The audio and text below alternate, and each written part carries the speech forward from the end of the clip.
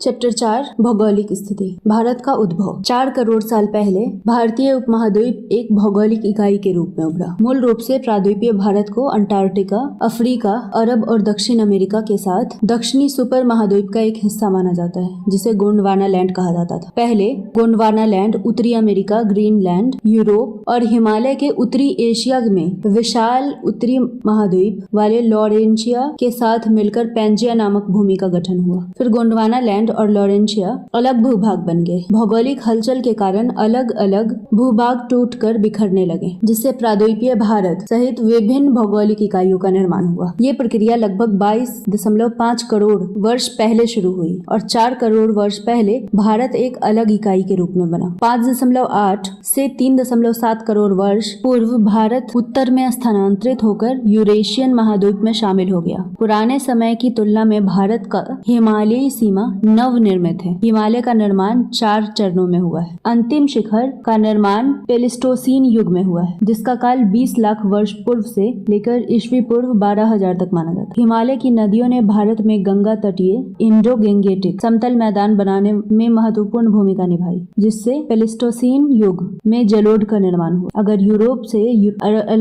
Europe से रूस को हटा दिया जाए तो भारतीय उपमहाद्वीप यूरोप से भी बड़ा हो जाएगा, जिसका कुल क्षेत्रफल 42.025 लाख वर्ग किलोमीटर है। उस उपमहाद्वीप को 5 भागों में बांटा गया है: भारत, बांग्लादेश, नेपाल, भूटान और पाकिस्तान। भारत में लगभग 1,000 करोड़ लोग हैं। इसमें राष्ट्रीय राजधानी क्षेत्र दिल्ली सहित 28 राज्य और 7 केंद्र शासित प्रदेश शामिल है। इसके कुछ राज्य कई यूरोपीय देशों की तुलना में बड़े हैं। मानसून की भूमिका। भारतीय महाद्वीप एक निर्धारित भौगोलिक इकाई है और बड़े पैमाने पर उष्णकटिबंधीय क्षेत्र में स्थित है। मानसून ने भारत के इतिहास में महत्वपूर्ण भूमिका निभाई है। यहाँ दक्षिण पश्चिम मानसून जून और अक्टूबर के बीच रहता है और देश के प्रमुख हिस्सों में अलग अलग डिग्री में बारिश लाता है। प्राचीन काल में सिंचाई महत्वपूर्ण कारक नहीं थी। कृषि में बारिश महत्वपूर्ण भूमिका निभाती थी। आज से उत्तर पश्चिम में खरीफ फसल के रूप में जाना जाता है। आज जिसे उत्तर भारत में खरीफ फसल के रूप में जाना जाता है, ये प्राचीन काल में मुख्य रूप से दक्षिणी पश्चिमी मानसून पर निर्भर करती थी। सर्दियों में पश्चिमी उद्वेलन के कारण उत्तरी भारत में बारिश आती थी, जिससे गेहूं और जौ जैसे मुख्य फसल उगते थे। प्राद्वीपीय भारत के एक भाग में विशेषकर तमिलनाडु के तटीय क्षेत्र में मध्य अक्टूबर से मध्य दिसंबर तक मुख्यतः उत्तर पूर्व मानसून से बारिश होती थी। पहली बार मानसून की दिशा पहली शताब्दी के आसपास खोजी गई। व्यापारी पश्चिम एशिया और भूमध्य रेखा क्षेत्र से दक्षिण पश्चिमी मानसून के साथ सफर करते थे और भारत और दक्षिण पूर्व एशिया में आते थे। वे उत्तर पूर्वी मानसून के आगमन के साथ ही पश्चिम की ओर लौट जाते थे। मानसून की खोज ने भारत को पश्चिमी एशिया, भूमध्य क्षेत्र और साथ ही दक्षिण पूर्व एशिया के साथ व्यापार करने और सांस्कृतिक संपर्क स्थापित करने के लिए सक्षम बना। उत्तरी सीमाएं। भारत देश उत्तर में हिमालय और अन्य 3 तरफ से समुद्र से घिरा है।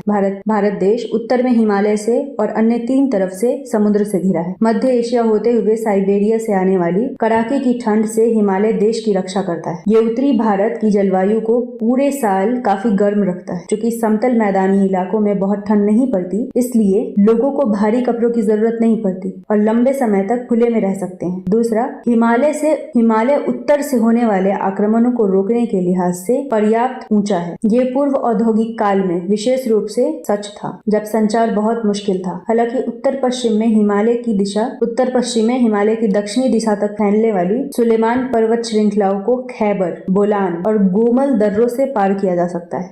सुलेमान पर्वतमाला कियार थार पर्वतमाला द्वारा बलूचिस्तान में दक्षिणी भाग से जुड़ी हुई, जिसे बोलान दर्रे की तरफ से पार किया जा सकता है। इन दर्रों से भारत और मध्य एशिया के बीच 2 तरफा यातायात प्रागैतिहासिक काल से जारी रहा। ईरान, अफगानिस्तान और मध्य एशिया के विभिन्न तरह के लोग आक्रमणकारी और अप्रवासी के रूप में भारत आए और भारत के लोग वहां गए। यहाँ तक कि हिंदू कुश पश्चिम की ओर हिमालय प्रणाली विस्तार, इंडस और ऑक्सस सिस्टम के बीच कोई अविभाज्य बाधा उपस्थित नहीं कर पाई। एक और दर्रों ने भारत को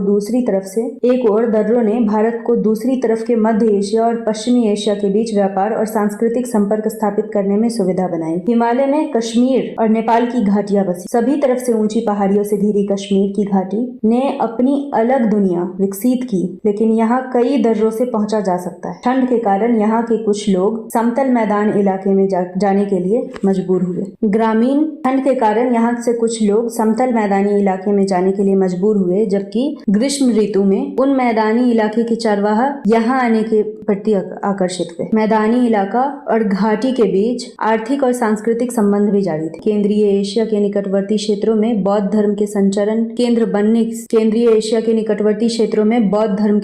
केंद्र बनने में इस पामीर पठार ने कोई अवरोध उत्पन्न नहीं किया। छोटे आकार की नेपाल की घाटी के कई दर्रों के कारण गंगा के मैदानी लोगों का आवागमन सुलभ है। कश्मीर की तरह ही ये भी संस्कृत भाषा की समृद्धि का केंद्र बन गई। ये दोनों घाटियां संस्कृत पांडुलिपियों का सबसे बड़ा खजाना बन गई। समतल मैदानी क्षेत्र की जलोढ़ मिट्टी पर बसे जंगलों की तुलना में हिमालय की तलहटी से आसानी से रास्ता समतल मैदानी इलाकों की जलोढ़ मिट्टी पर बसे जंगलों की तुलना में हिमालय की तलहटी ने आसानी से रास्ता दे दिया। कम चौड़ाई के कारण इन क्षेत्र में नदियों को पार करना आसान था। इसलिए प्राचीनतम मार्ग पश्चिम से पूर्व और पूर्व से पश्चिम में हिमालय के लिए तलहटी के किनारे और इसके विपरीत चलते थे। अतः ये स्वाभाविक था कि सबसे पहली कृषि बस्तियां तलहटी और ऊपरी क्षेत्रों में बसाई गई और व्यापार मार्गों के लिए तराई का इस्तेमाल किया गया। नदियां ऐतिहासिक भारत का केंद्र इसकी महत्वपूर्ण नदियों से उभरा है, जो उष्ण कटिबंधीय मानसून के बारिश में फली फूली। इसमें इंडस प्रणाली के मैदान, इंडो गैंगेटिक विभाजन, गंगा बेसिन और ब्रह्मपुत्र बेसिन शामिल है। पश्चिम से पूर्व की ओर हम पाते हैं कि सालाना बारिश 25 से 250 सेंटीमीटर तक बढ़ जाती है। 25 से 37 सेंटीमीटर की बारिश पर आधारित इंडस की वनस्पति और संभवतः 37 से 60 सेंटीमीटर बारिश पर आधारित पश्चिमी गंगा की वनस्पति पत्थर और तांबे के औजारों से साफ हो सकती और कृषि योग्य हो सकती है। लेकिन गंगा के मध्य में 60 से 125 सेंटीमीटर बारिश पर आधारित वनस्पति में ये संभव नहीं था और 125 से 250 सेंटीमीटर वर्षा पर आधारित गंगा और ब्रह्मपुत्र की निचली वनस्पति में तो ये बिल्कुल भी संभव नहीं था। घने जंगलों वाले क्षेत्रों में जिनकी मिट्टी कठोर थी, केवल लोहे और औजारे की सहायता से ही सफाई हो सकती थी, जो बाद में उपलब्ध हो पाई। इसलिए कम बारिश वाले पश्चिमी क्षेत्र के प्राकृतिक संसाधनों का उपयोग किया गया और बड़े पैमाने पर मानव बस्तियां आमतौर पर पश्चिम से पूर्व तक फैली। एक बार कृषि युक्त होते ही इंडस गैंगेटिक के मैदानों में फसलों का भरपूर उत्पादन हुआ और संस्कृतियों को उत्तरोत्तर समर्थन मिला। इंडस और पश्चिमी गंगा के समतल मैदानी इलाकों के रूप में गेहूं और जौ का उत्पादन होता था, जबकि गंगा के मध्य और निचले मैदानों में बड़े पैमाने पर चावल का उत्पादन होता था, जो गुजरात और विंध्य के दक्षिण में मुख्य आहार का स्रोत होता था। हड़प्पा संस्कृति इंडस घाटी में उत्पन्न और विकसित हुई। वैदिक संस्कृति उत्तर पश्चिमी सीमा प्रांत और पंजाब में उत्पन्न हुई और पश्चिमी गंगा के बेसिन में इसका विकास हुआ। मध्य गंगा बेसिन में उत्तर वैदिक संस्कृति मुख्य रूप से लोहे के उपयोग के आधार पर छा गई। गंगा की निचली घाटी और उत्तरी बंगाल की तरफ वस्तुतः गुप्त काल में ध्यान दिया गया और अंत में पूर्व मध्य काल में असम सहित ब्रह्मपुत्र घाटी का महत्व बढ़ा। शक्तिशाली शासकों ने इन मैदानी इलाकों और घाटियों के कब्जे के लिए लड़ाई लड़ी और विशेष रूप से गंगा यमुना दोआब सबसे प्रतिष्ठित और विवादित क्षेत्र साबित हुआ। नदियों ने वाणिज्य और संचार की धमनियों के रूप में सेवा की। प्राचीन समय के सड़कों का निर्माण मुश्किल था। इसलिए व्यक्ति और वस्तुओं का संचार नाव से होता था। इसलिए सैन्य और वाणिज्यिक परिवहन के लिए नदी मार्ग वरदान साबित हुआ। स्पष्ट रूप से अशोक द्वारा निर्मित पत्थर के स्तंभों को नौका द्वारा देश के विभिन्न भागों में ले जाया गया। संचार के लिए नदियों का महत्व ईस्ट इंडिया कंपनी काल तक जारी रहा। इसके अलावा नदियों ने पड़ोसी क्षेत्र को जल से भरा और उन्हें उपजाऊ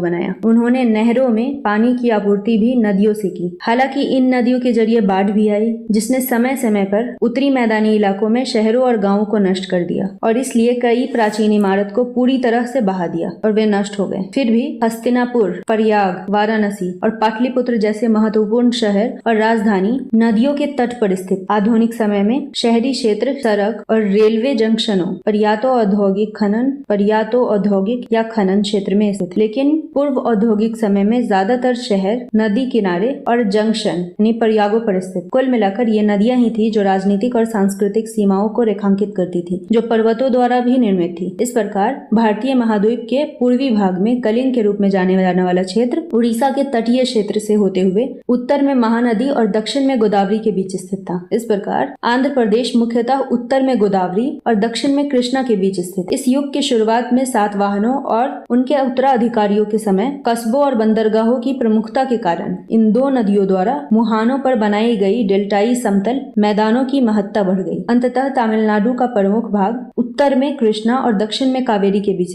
दक्षिण में कावेरी घाटी लगभग वैगई नदी तक और उत्तर में दक्षिण पन्नेर नदी तक फैला हुआ था। इसने एक अलग भौगोलिक क्षेत्र का गठन किया और ईसाई युग की शुरुआत से थोड़ा पहले चोल शक्ति का केंद्र बन गया। ये क्षेत्र उत्तर तमिलनाडु से भिन्न था, जिसमें ऊपरी क्षेत्र शामिल थे और चौथी छठी शताब्दी तक पल्लवों के अधीन ये प्रमुख हो गए। प्रायद्वीप का पूर्वी भाग कोरोमंडल तक से घिरा हुआ है। प्रायद्वीप का पूर्वी भाग कोरोमंडल तट से घिरा हुआ है, यद्यपि ये तट पूर्वी घाटों या सीढ़ियों से घिरा हुआ है। ये घाट बहुत अधिक ऊंचे नहीं हैं और पूर्व वाहिनी प्रवाह के कारण कई मुंह बंगाल की खाड़ी में खुलते हैं। इस प्रकार प्राचीन समय में एक तरफ पूर्वी तट और दूसरी तरफ आंध्र प्रदेश और तमिलनाडु के अन्य हिस्सों के बीच संचार मुश्किल नहीं था। कोरोमंडल तट पर अरकमेडु, जो आधुनिक नाम है अरकमेडु, महाबलीपुरम और कावेरी पत्तनम के बंदरगाह स्थित। प्रायद्वीप के पश्चिमी भाग में ऐसे विशिष्ट क्षेत्र इकाइयां नहीं हैं। हालांकि हम उत्तर में तापी,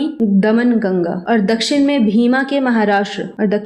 भीमा के बीच महाराष्ट्र को स्थित मानते हैं। कर्नाटक का अधीनस्थ क्षेत्र भीम और उत्तर में कृष्णा के ऊपरी भागों और दक्षिण में तुंगभद्रा के बीच अवस्थित प्रतीत होता है। लंबे समय तक तुंगभद्रा ने उत्तर और दक्षिण में आक्रमणकारी शक्तियों के बीच प्राकृतिक सीमा प्रदान की। जिस प्रकार बादामी के चालुक्यों और राष्ट्रकूटों को तुंगभद्रा के दक्षिण में अपनी शक्ति का विस्तार करना मुश्किल हो गया था, उसी प्रकार पल्लव और चोलों को उत्तर में अपने अधिकार विस्तार में मुश्किलें आई। प्रायद्वीप के अत्यधिक दक्षिण पश्चिम के तटीय क्षेत्र आधुनिक राज्य केरल से घिरे थे। प्रायद्वीपीय के पश्चिमी भाग के समुद्री तट को मालाबार तट कहा जाता है। हालांकि तट के किनारे कई बंदरगाह और छोटे साम्राज्य बसाए गए। पश्चिमी घाटों के मुश्किल दर्रों को न पार करने की वजह से महाराष्ट्र, कर्नाटक और केरल के आसपास के इलाके से तटों के बीच संचार स्थापित करने में मुश्किलें आईं। उत्तर में इंडस और गंगा प्रणालियों और दक्षिण में विंध्य पहाड़ों के बीच जमीन का एक विशाल हिस्सा है, जिसे अरावली पहाड़ों द्वारा दो इकाइयों में बांटा गया है। अरावली के पश्चिम का क्षेत्र थार रेगिस्तान से घिरा हुआ है। हालांकि इस क्षेत्र में राजस्थान का एक हिस्सा भी स्थित है। प्राचीन समय में रेगिस्तान के विस्तार के कारण मानव बस्तियां असंभव थी। हालांकि रेगिस्तान में बिखरे कुछ उपजाऊ वनस्पति जम गए थे। प्राचीन समय से ही ऊंटों पर रेगिस्तान को पार करना संभव रहा है। राजस्थान का दक्षिण पूर्व हिस्सा प्राचीन समय में तुलनात्मक रूप से उपजाऊ क्षेत्र रहा है और इस क्षेत्र में खेतरी तांबा खानों के अस्तित्व के कारण ये ताम्र युग में आबाद हो गया था। राजस्थान गुजरात के उपजाऊ मैदानों से मिलता है, जो नर्मदा, तापी, माही और साबरमती के जल से सिंचित होते हैं। दक्कन पठार के उत्तरी पश्चिमी भाग के अंत में स्थित गुजरात में कम बारिश वाला काठियावाड़ प्रायद्वीप शामिल है। इस राज्य के तटीय क्षेत्र काफी दांतेदार इंडेंटेड है और इसलिए कई बंदरगाहों की स्थापना के लिए उपयुक्त है। इसलिए प्राचीन काल से गुजरात अपनी तटीय और विदेशी व्यापार के लिए प्रसिद्ध है और यहाँ के लोग उद्यमशील व्यापारी साबित हुए हैं। गंगा यमुना दोआब के दक्षिण में स्थित मध्य प्रदेश पश्चिम में चंबल नदी, पूर्व में सन नदी, दक्षिण में विंध्य पर्वत और नर्मदा नदी से घिरा है। गंगा यमुना दोआब के दक्षिण में स्थित मध्य प्रदेश पश्चिम में चंबल नदी से, पूर्व में सन नदी से, दक्षिण में विंध्य पर्वत और नर्मदा नदी से घिरा हुआ है। इसके उत्तरी भाग में उपजाऊ समतल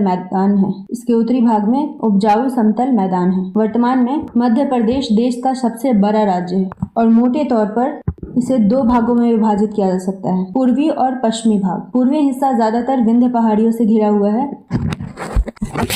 4वीं-5वीं शताब्दी में गुप्त काल में ये क्षेत्र एक ऐतिहासिक महत्व रखता था। हालांकि पश्चिमी मध्य प्रदेश का मालवा हालांकि पश्चिमी मध्य प्रदेश में मालवा शामिल है। मालवा जो 6ठी शताब्दी ईस्वी पूर्व ऐतिहासिक गतिविधियों का केंद्र रहा है। मालवा गुजरात बंदरगाहों के लिए एक महत्वपूर्ण परिक्षेत्र के रूप में इस्तेमाल होता था। मालवा और गुजरात को हथियाने के लिए दक्कन और उत्तरी शक्तियों के बीच कई युद्ध हुआ। इस इलाके पर अपनी कब्जेदारी के लिए पहली और दूसरी शताब्दियों में शक, सातवाहन और 18वीं शताब्दी में मराठा और राजपूत के बीच कई लड़ाइयाँ हुई। प्राकृतिक सीमाएं और सांस्कृतिक संपर्क। नदियों, कुछ मामलों में पहाड़ों और कभी-कभी डेल्टा और पठारों से घिरे प्रत्येक क्षेत्र ने साथ मिलकर एक राजनीतिक प्रशासनिक इकाई गठित की, जिसमें विभिन्न सत्तारूढ़ राजवंशों का उत्थान और पतन हुआ। मुश्किल संचार, प्राकृतिक सीमा की सुरक्षा के कारण शासक वर्ग के लिए एक विशाल देश में अन्य सभी क्षेत्रों पर नियंत्रण करना आसान नहीं था। धीरे धीरे हर क्षेत्र को अपनी विशिष्ट जीवन शैली और भाषा शैली विकसित कर सांस्कृतिक इकाई बन गया। हालांकि उत्तरी और पश्चिमी भारत में अधिकांश भाषाएं इंडो आर्यन भाषा संग्रह से ही विकसित हुई और इसलिए इसके कई तत्व समान थे। ये भी महत्वपूर्ण है कि लगभग पूरे भारत में संस्कृत ही बोली और समझी जाती थी। पश्चिम से पूर्व में कटे विंध्य पर्वत ने पूरे भारत में उत्तर और पश्चिम भारत के बीच एक सीमा गठित किया। विंध्य की दक्षिण में द्रविड़ भाषा और उत्तर में इंडो आर्यन भाषा बोलने वाले रहते थे। विंध्य क्षेत्र के बीच कबीलाई लोग रहते थे, जहां वे अभी भी हैं। पूर्वी और पश्चिमी घाटियों के तटीय इलाकों ने आगंतुकों और व्यापारियों को बसने के लिए आकर्षित किया। दक्षिण के लोग विदेशी व्यापार को समृद्ध करने में लगे थे। विंध्य इलाकों में दुर्गम बाधाएं नहीं है। प्राचीन समय में संचार की इकाइयों के बावजूद उत्तर से दक्षिण की तरफ और दक्षिण से उत्तर की तरफ आवागमन बना रहा, जिससे संस्कृति और भाषा का आदान प्रदान हुआ। कई बार उत्तरी शक्तियां दक्षिण में चली गई और दक्षिणी शासक उत्तर आ गए। व्यापारियों, मिशनरियों और सांस्कृतिक नेताओं और विशेष रूप से ब्राह्मणों ने भी स्थान बदले। ये दो तरफा यातायात जारी रहा और इससे एक समग्र संस्कृति का विकास हुआ। हालांकि अधिकांश क्षेत्रों ने प्राकृतिक सीमाओं को अच्छी तरह से परिभाषित किया था, लेकिन हर क्षेत्र में आजीविका बनाए रखने के लिए आवश्यक संसाधन नहीं थे। इसलिए प्रागैतिहासिक समय के बाद धातुओं और अन्य संसाधनों की आम जरूरतों ने देश के विभिन्न क्षेत्रों के बीच अन्योन्याश्रय संबंध स्थापित किया। खनिज और अन्य संसाधन। भारत के प्राकृतिक संसाधनों का शोषण और दोहन का प्रभाव इसके इतिहास पर भी है। जब तक बड़े पैमाने पर मानव बस्तियों का विकास हुआ, भारी बारिश के बाद घने जंगलों के क्षेत्र में घिरे हुए भारत के समतल मैदानों के पर्याप्त क्षेत्र थे। वे चारा, ईंधन और लकड़ी की आपूर्ति और खेलों का आदान प्रदान किया करते थे। प्रारंभिक समय में जब पकी हुई ईंट अधिक उपयोग में नहीं थी, लकड़ी के घरों और घेरों का निर्माण हुआ। ये भारत की पहली महत्वपूर्ण राजधानी पाटलिपुत्र में पाए गए हैं। भारत के उपकरण और निर्माण के लिए बालू, पत्थर सहित सभी प्रकार के पत्थर उपलब्ध हैं। सबसे पहले मानव बस्तियां प्राकृतिक पहाड़ी इलाके और उन नदी घाटियों में पाई जाती हैं जो पहाड़ों के बीच स्थित है। ऐतिहासिक समय में उत्तरी भारत के समतल मैदानों की तुलना में दक्कन और दक्षिण भारत में अधिकतर मंदिर और मूर्तियां पत्थर से बनाई गई हैं। भारत में तांबा व्यापक रूप से पाया जाता है। सबसे अधिक तांबे की खानें छोटा नागपुर पठार में स्थित है, खासकर सिंहभूम जिले में। तांबा बेल्ट लगभग 130 किलोमीटर लंबी है और प्राचीन कारीगरी के कई संकेत देती है। बिहार में तांबे का इस्तेमाल करने वाले सबसे पहले लोग सिंहभूम और हजारीबाग के तांबे की खानों का लाभ लेते थे और दक्षिण बिहार और मध्य प्रदेश के कुछ हिस्सों में तांबे के कई औजारों का पता चला है। राजस्थान में खेतरी के खदानों में पर्याप्त तांबा जमा भी है। इसे पूर्व वैदिक और वैदिक लोगों ने भी अपनाए हैं, जो तब पाकिस्तान, राजस्थान, गुजरात और गंगा यमुना दोआब के क्षेत्र में रहते थे। खेतरी क्षेत्र में कई तांबे इलाके पाए गए हैं और वे 1000 ईस्वी पूर्व के पूर्व काल के समय के हैं। जैसा कि तांबा उपयोग में आने वाली पहली धातु थी, हिंदुओं ने इसे शुद्ध बताया। वे इससे बने बर्तन का उपयोग धार्मिक अनुष्ठान में करते थे। भारत आज कोई टीन पैदा नहीं करता। टीन ये प्राचीन काल में भी दुर्लभ था। इसमें कोई संदेह नहीं था कि राजस्थान, दक्षिण मध्य प्रदेश और बिहार में पाया जाता था, लेकिन वास्तव में ये समाप्त हो गए हैं। जैसा कि तांबे के साथ टीन के मिश्रण से कांस्य बनाया जाता है, हमें प्रागैतिहासिक काल में ज्यादा कांस्य की वस्तुएं नहीं मिलती। हड़प्पा ने संभवतः राजस्थान से कुछ टीन प्राप्त किए थे, लेकिन उनकी मुख्य आपूर्ति अफगानिस्तान से हुई। वह आपूर्ति भी सीमित थी, इसलिए हड़प्पा के लोगों ने पित्तल के औजार का इस्तेमाल किया। उनकी संख्या पश्चिमी एशिया, मिस्र और क्रेते में पाए जाने वाले लोगों की तुलना में काफी कम थी और उनके उपकरण में टीन का प्रतिशत बहुत कम होता था। इसलिए भारत के प्रमुख भाग में ऐसा कोई खास कांस्य युग नहीं था जिस युग के औजार और उपकरण बड़े पैमाने पर कांस्य से बने। क्रिश्चियन युग की प्रारंभिक शताब्दियों से शुरू करते हुए भारत ने म्यांमार और मल्य प्रायद्वीप के साथ अंतरंग संबंध विकसित किए, जिसमें टीन की बहुत आयात थी। इससे बड़े पैमाने पर कांस्य का इस्तेमाल संभव हो गया। खासकर दक्षिण भारत में देवताओं की मूर्तियों के लिए पाल के समय में बिहार कांस्य के लिए टीन संभवतः गया, हजारीबाग और रांची से प्राप्त करता था, क्योंकि हजारीबाग में टीन अयस्क पिछली शताब्दी के मध्य तक पिघल जाता है। भारत लौह अयस्कों में समृद्ध रहा है, जो विशेष रूप से दक्षिण बिहार, पूर्वी मध्य प्रदेश और कर्नाटक में पाए जाते हैं। एक बार धौंकनी स्टील बनाने का उपयोग करने के लिए गलाने की कला सीखने के बाद युद्ध के लिए लोहे का इस्तेमाल किया जा सकता था और वह जंगल साफ करने और बेहतर एवं नियमित खेती करने के लिए अधिक उपयोगी हो सकता था। 4वीं से 6वीं शताब्दी ईस्वी पूर्व में मगध में प्रथम साम्राज्य का गठन का श्रेय दक्षिण में लोहे की उपलब्धता को ही जाता है। लोहे के बड़े पैमाने पर उपयोग के कारण इसकी राजधानी उज्जैन के साथ अवंती को भी 5वीं एवं 6वीं शताब्दी ईस्वी पूर्व में एक महत्वपूर्ण राज्य बनाया गया था। दक्षिण में पैदा हुए सातवाहन और अन्य राजवंशों ने आंध्र और कर्नाटक के लौह अयस्कों का भी दोहन किया। आंध्र में शीशे के बड़े प्रमुख संसाधन हैं, जो सातवाहन साम्राज्य में बड़ी संख्या में शीशे के सिक्कों की व्याख्या करते हैं, जिन्होंने ईसा काल की शुरुआत में पहली से दूसरी शताब्दी में आंध्र और महाराष्ट्र पर शासन किया था। शीशा राजस्थान से भी प्राप्त किया जा सकता था। सबसे पहला सिक्का पंच चिन्हित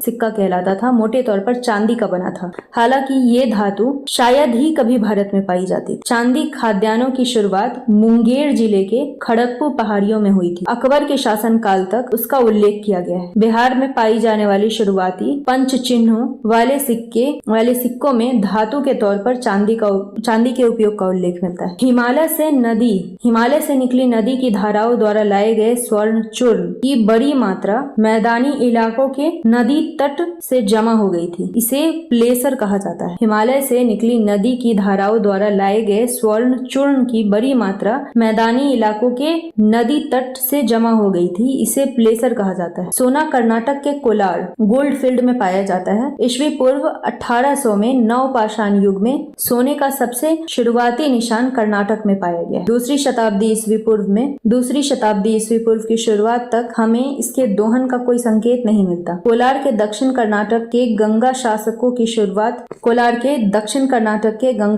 की शुरुआती राजधानी माना जाता है। कोलार को शुरुआती समय में उपयोग किए जाने वाले ज्यादातर सोना को मध्य एशिया और रोमन साम्राज्य से प्राप्त किया गया था। इसलिए सोने के सिक्के ईसाई युग की पहली 5 शताब्दियों तक नियमित उपयोग किए गए। क्योंकि लंबी अवधि तक सोने की मुद्राएं को बनाए रखने के लिए स्थानीय संसाधन अपर्याप्त थे, इसलिए बाहर की आपूर्ति बंद होने के बाद सोने के सिक्के दुर्लभ हो गए। प्राचीन काल में भारत में, विशेष रूप से मध्य भारत, उड़ीसा और दक्षिण भारत में मोती सहित कई बहुमूल्य पत्थर का उत्पादन हुआ। प्राचीन काल की शुरुआती शताब्दियों में रोमनों में उत्साही मांग के कारण कीमती पत्थर का उत्पादन व्यापार का एक महत्वपूर्ण हिस्सा था।